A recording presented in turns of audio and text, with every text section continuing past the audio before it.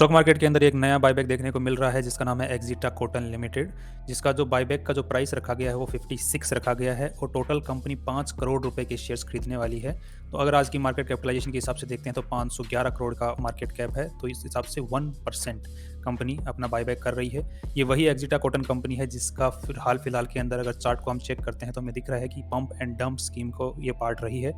इसमें ये एक कोशिश लग रही है मैनेजमेंट की तरफ से, कंपनी के मैनेजमेंट की तरफ से, कि जिस भी कंपनी पार्ट रही है इस टाइप के सिनेरियो का, पंप एंड डंप टाइप के, तो उस चीज़ का जो बेइज्जती हुई है कंपनी की, उस चीज़ को सुधारने के लिए एक मूव लग रहा है कंपनी की साइड से कि इसमें हमारा कोई इन्वॉल्वमेंट नहीं है, हम तो वो क्या नाम बलि के बकरे बने हैं यहाँ पर।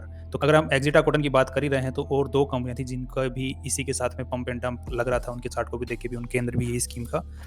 एक तो था उसमें से गोयल एल्यूमिनियम, जिसका स्टॉक जो है 43 रुपीज़ से डंप मतलब नीचे आना स्टार्ट हुआ और अभी 16 रुपीज़ के आसपास में चल रहा है और 5% के नेगेटिव सर्किट्स लगे ही जा रहे हैं, लोग निकल ही नहीं पा रहे हैं। इसी टाइप से एक था सेरा इन्वेस्टमेंट्स, जिसके अंदर 88 रुपीज़ के आसपास से स्टार्ट हुआ, 5% के नीचे का सर्किट लगना और अभी 30 रुपये के ऊपर चल रहा है और अभी खुलने की उम्मीद कहीं नज़र नहीं आ रही है। और यहाँ पर बिल्कुल वॉल्यूम नहीं है, सर्किट्स लग रहे हैं गंदे तरीके से। तो यहाँ पर मैं आपको थोड़ी सी इन्फॉर्मेशन दूँ कि कोई भी इन्वेस्टमेंट आप स्टॉक मार्केट में करते हैं तो एक बार थोड़ा सा फंडामेंटल एनालिसिस कर लीजिए, क्योंकि मैंने जब इनके ऊपर रिसर्च की थी कि इनके कंपनियों के साथ में ऐसा क्यों हुआ है, तो मैंने देखा था कि यूट्यूब के ऊपर, इंस्टाग्राम के ऊपर इनको बहुत ज़्यादा प्रसार किया गया था कि ये कंपनियाँ पैसे को 1 लाख को 1 करोड़ बना देंगी। इस टाइप से काफ़ी सारे वीडियोज़ अवेलेबल हैं, आज भी अवेलेबल हैं।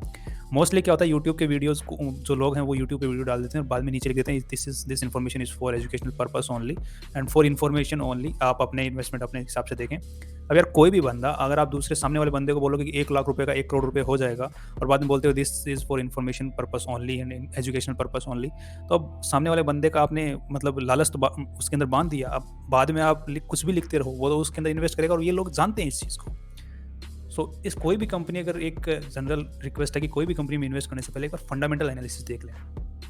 तो जैसे कि हम एक्जिटा कॉटन का अगर फंडामेंटल्स देखते हैं तो यहाँ पर हमें क्लियरली नजर आ रहा है कि 2 रुपए का तो बुक वैल्यू है स्टॉक का। ऊपर से ये कंपनी कमा कितना रही है, 28 पैसे क्वार्टरली कमा रही है, तो साल का कितना हुआ, 87 पैसे के आसपास, मतलब 1 रुपया भी टोटल कमा नहीं रही है। और हम यहाँ, और कंपनी का आज भी अगर स्टॉक प्राइस को देखा जाए तो 26 रुपया हो गया। 26 रुपये के मतलब 4% के आसपास इसकी कमाई नहीं है। तो ये तो एफडी से भी आधा कमा रही है सालाना। तो इसको 26 रुपये, अगर इसका जो बुक वैल्यू है, इसी को इसके जो करंट प्राइस वैल्यू है यहाँ तक पहुँचने में इसको 20 साल लग जाएंगे, 10 साल लग जाएंगे, कम से कम 10 साल लग जाएंगे।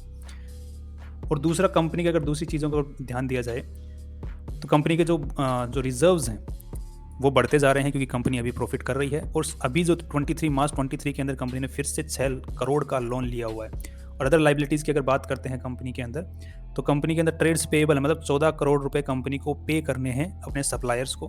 और इसी के साथ में अगर कंपनी रिसीवेबल्स है, मतलब 44 करोड़ के कंपनी को रिसीव करने हैं पैसे, मतलब उधारी पे माल निकाला हुआ है, मतलब कंपनी के पास पैसे आए नहीं हैं, उधारी पर माल। इसी के साथ में अगर कंपनी की शेयर होल्डिंग्स की बात करते हैं तो कंपनी के अंदर 69% की शेयर होल्डिंग आज के दिन प्रमोटर्स के पास में है, जो कि डिक्रीजिंग ऑर्डर में, मतलब जो प्रमोटर्स हैं वो बेच रहे हैं। इन्होंने अच्छा खासा अपना स्टेक खुद का बेचा है सितंबर 2020 से लेकर दिसंबर 2020 के बीच में। बट अगर कंपनी के फंडामेंटल्स को देखते हैं तो इसका जो प्राइस है वो 10 रुपये से नीचे अगर स्टॉक जाता है तो तब बाय करने के सोचने लायक है, उसके ऊपर तो सोचने लायक भी नहीं है फंडामेंटल्स को देखते हुए। और दूसरी चीज़, इसके अलावा कंपनी जो है अपनी जगह पर सीरियस है, इसीलिए बायबैक लेके आई है अपनी इमेज को सुधारने के लिए। कंपनी अच्छी है, इसके जो प्रमोटर्स हैं वो भी अच्छे हैं, और जो कंपनी अपने बिजनेस को सीरियसली ले रही है, ये इस चीज़ को इंडिकेट करता है। और प्रमोटर्स की होल्डिंग भी काफ़ी अच्छी खासी है, तो ये भी एक पॉजिटिव इंडिकेशन है।